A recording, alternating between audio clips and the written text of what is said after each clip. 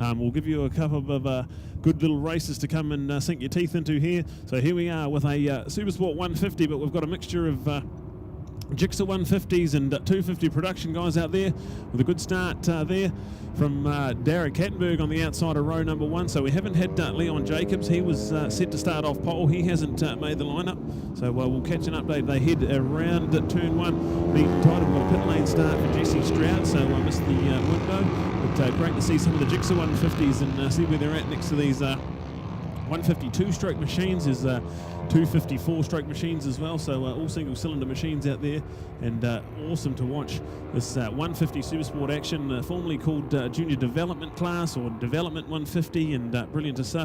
So you get Chris Huddleston's out there, so you've got experienced riders out there as well, and some homemade bikes and some awesome 250 4-strokes, some 150 4-strokes, and even some 152 strokes out there. So a mixture of bikes and riders out there, and we'll catch the update as we head around out of turn 7, the run up to turn 8, and this is brilliant stuff. I see Phil Lowe in there as well.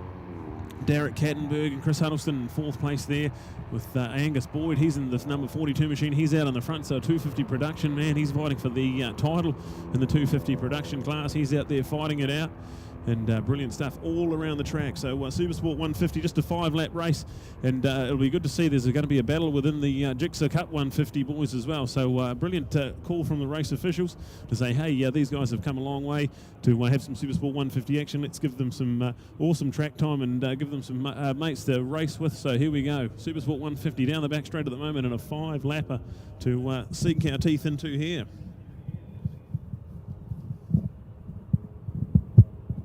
Absolutely brilliant stuff. That's Angus Boyd into the flip-flop. Derek Kattenberg there in 2nd place. Great ride from him. So there's a couple of the 250 production boys fighting it out. So great to see that. And here we go around the outer turn 14 and the run to the line. Here we go.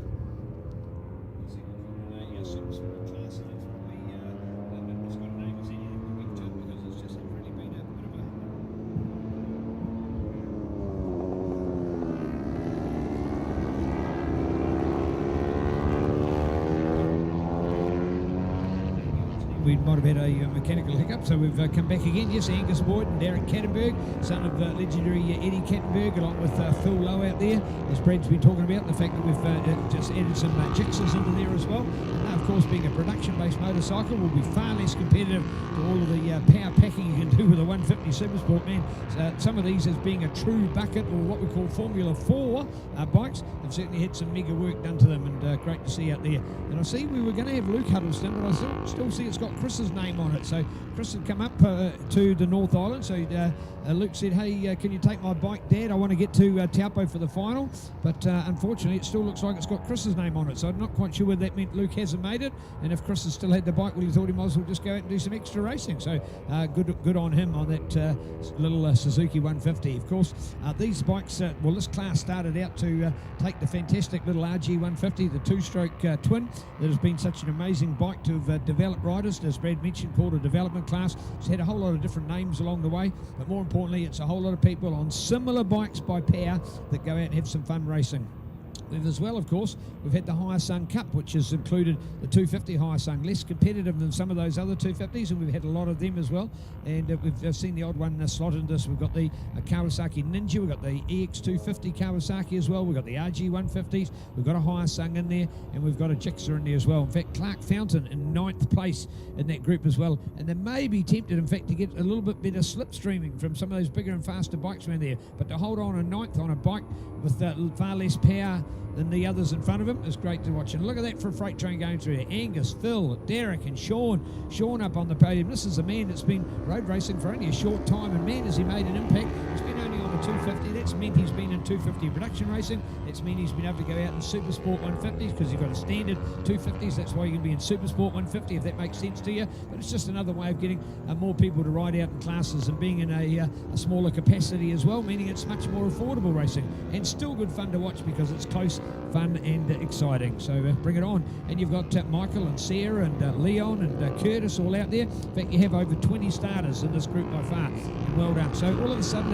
a class that looked like it was going to get a lot of interest because it had nearly 20 starters at Manfield last weekend, Brad. And then all of a sudden, to only have about 6 or 8 entries, and people saying, "Oh, will it be a class or not?" And to think, well, yes, everybody had come along here with all the intentions, it's because some riders didn't turn up. So bang, it has been opened up with these other classes to join in, just to make it more fun and more competitive. And more importantly, I think it's to give other people more time on their bike. And when you've got small bikes like this which make them affordable, it's great to see.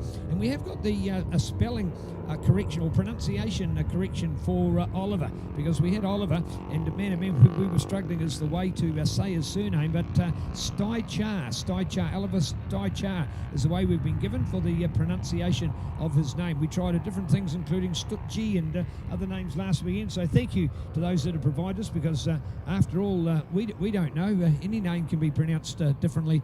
We had a Prime Minister called Mr. Lang. Well, that's what the name seemed like, but in fact it was Longy. So it just goes to show that even people in higher realms than us can have names that are pronounced rather differently. All right, so there we go. Angus, Phil and Derek, they're putting on the show for us, Brad, but not all over yet. Absolutely brilliant. And we've also got Sean up in there as well, so that's a full-on battle there. Brent Cotton's up in there as well. And hello, special hello to some girl power from Dunedin, Olivia Goddard in there as well. The race supplies little lady out there as well, doing a good job. So she's in the top 8 at the moment. There's Esmond Williams in there. He was one of our stars in the Supersport 150 class last week. Yes. And so we've got some guys out. The front 3 guys, they're all 250 production guys out there racing at the moment. You've got Chris Huddleston, a true 150 bucket bike out there as well. And Olivia Goddard, she's a true Supersport 150 racer as well. So we've got a great little group there. And then we go back, our little Jigsaw Cup battle on its own as well. Well, we'll bring Cotton out there courtesy of Trans Diesel E&I Lubricants, and there was a fantastic photo because Brent was able to secure the sponsorship from Trans Diesel, proud to distribute Volvo Heavy Machinery and E&I Lubricants, to name but 2 of their products. And he had a great photo on his Facebook page of his lovely bike sitting in the corner of their class showroom in Christchurch, so that when customers came in to look at world-class Volvo Heavy Machinery or buy their E&I lubricants, there was his bike as part of the package. So, and it's nice to see that you can get that kind of promotion, and yet the business attracting a lot of interest, because hello, what's there? This tiny little 250 tucked in the corner under the shadow of this giant Volvo excavator. Just one of the great stories to tell of our friends from Trans Diesel E&I, proud to be supporters of Great Motorcycling New Zealand, of course, supporters of our New Zealand Supercross Championships last year. And speaking of Supercross, man, what an injection Supercross has got in Australasia this year, with the rejuvenation of Oz X, which is moving from Sydney to Melbourne, and we're going to incorporate a leg of it in the Essex Open in Auckland as well, and plus the revamp of a 2-round New Zealand series alongside those. So in fact, all those events, it will actually go something like Tokoroa, Tokoroa, New Zealand, then look to I might have had this wrong, but anyway, we're going to have the New Zealand Essex Open, the Oz Essex Open, and a 2-round New Zealand Championship, 4 weekends in a row. So exciting to see for our sport in New Zealand. And here we are back with our road racing NZSBK and Supersport 150s. There we go. White flag is out, and it is Angus Boyd ahead of Philip Lowe, Sean White there, the battle for the podium. Derek Kattenberg is out there in 4th place, Brent Cotton in 5th, Esmond Williams there in 6th place, with Olivia Goddard ahead of Clark Fountain, with Oliver Steichar there 9th place. Jesse Stroud, who started from pit lane, is up into 10th place already, so that's a pretty good result there from young Jesse Stroud, who's extended his points advantage in the Jigsaw Cup. So we have an exciting Sunday planned. So still none of our classes so far today have had enough points to determine a champion, but coming up next, the Super Light B and 125 GP. So Jacob Stroud, with his 46-point advantage, he will be looking to wrap up that title with only 50 points available on the Sunday. We'll keep an eye on that one. But out there at the moment, Supersport 150 action. Angus Boyd's in charge of this one, and we're on the last lap at the moment. So fastest time of a 153.3.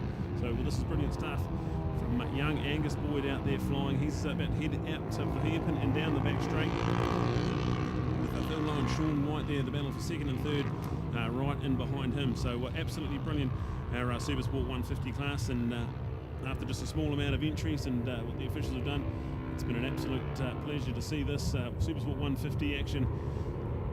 As we have a look at the number 42 machine, the white machine, with the race supplies on board young Angus Boyd. He leads them out of there into turn 14 and just needs to get around that left-hander down the front straight. So Angus Boyd has had the checkered flag waving, and he will take the race 1 win for Supersport 150 and go back to Phil Lowe and Sean White second and third place. That was a good little battle they had. And then we go back to young Derek Kattenberg. So a good 4th place for young Derek, and absolutely brilliant. So just waiting Brent Cottons, the next one coming down the back straight at the moment.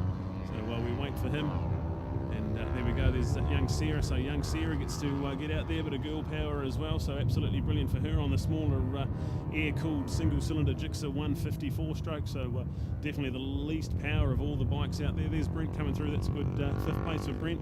And now we wait for Esmond Williams. So absolutely brilliant. Esmond and Olivia having a good old Supersport 150 bell out there. So we'll have a look at this, and Neil's going to go down and do a podium with these youngsters. So absolutely brilliant to see Supersport 150 action out on track at the moment. But coming up next, the final race of the day, and it is going to be the 125 GP 250 mono race with the Superlight and Superlight B out there as well. That's an 8-lapper coming up next on the program.